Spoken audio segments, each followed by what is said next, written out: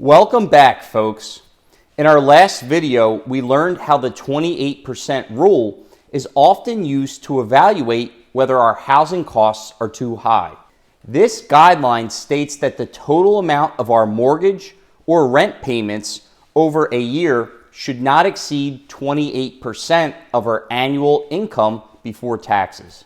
How could we use this rule to see how expensive the housing market has really become? Let's take a look. The U.S. government, the Federal Reserve, and many reputable real estate websites give us a lot of data to work with. I'll use 2023 data as this was the last full year. How much income do you think the typical U.S. household took home in 2023? According to the U.S. Census Bureau, the median household income was $80,610. For those of you who hated math class, the median represents the middle amount among all households in the U.S. Let's take that number and apply our 28% rule. When we do so, we get $22,571. In other words, the rule tells us that a family with the median income in 2023 should not have spent more than $22,571 on their mortgage or their rent. That's a monthly housing cost limit of about $1,881. Could this amount cover the typical rent, or could it even afford the typical home sold in 2023? For rents, there's a range of averages if you do an online search, and the government doesn't seem to provide a clear number. In looking at these ranges and also asking the question to ChatGPT, I'll use a conservative estimate of about $1,950 a month. If you think there's a more accurate amount, go ahead and use that. Even so, an average rent of $1,950 is certainly higher than the $1,881 guideline, but not exceptionally so. This rent would put the typical household's housing costs at 29% of their income. The situation for prospective homebuyers was far worse in 2023. Follow me closely on this. A mortgage payment consists of principal, interest, property taxes, homeowners insurance, and also mortgage insurance for those who do not make a down payment of at least 20%. To calculate the typical payment for the typical home buyer, let's assume that the buyer put down 10% and borrowed 90% of the home sale price.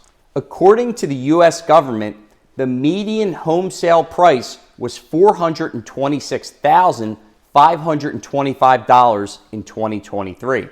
That means in our example, the typical home buyer made a down payment of $42,653 plus applicable closing costs and took out a mortgage in the amount of $383,872. According to the Federal Reserve, the average 30-year fixed rate on a new mortgage in 2023 was about 6.81%.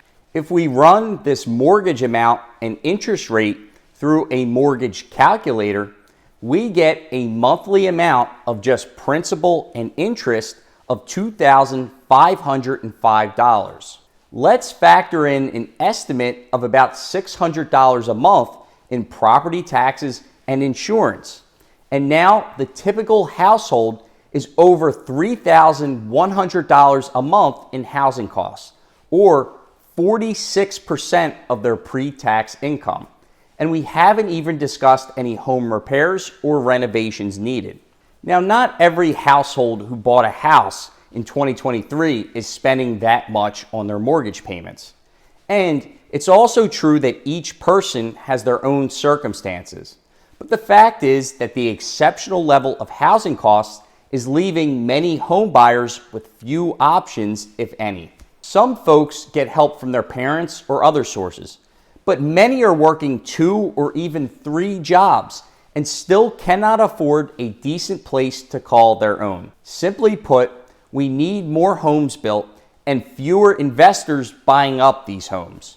This market leaves many of those who want to own on a seemingly never-ending path of living with family, renting, or paying way more than they'd like to own. In the meantime, stay smart, do what you can, and remember the importance of the 28% rule. I do not believe this is a sustainable housing environment. This video is for educational purposes only and is not financial, investment, tax, legal, or other professional advice.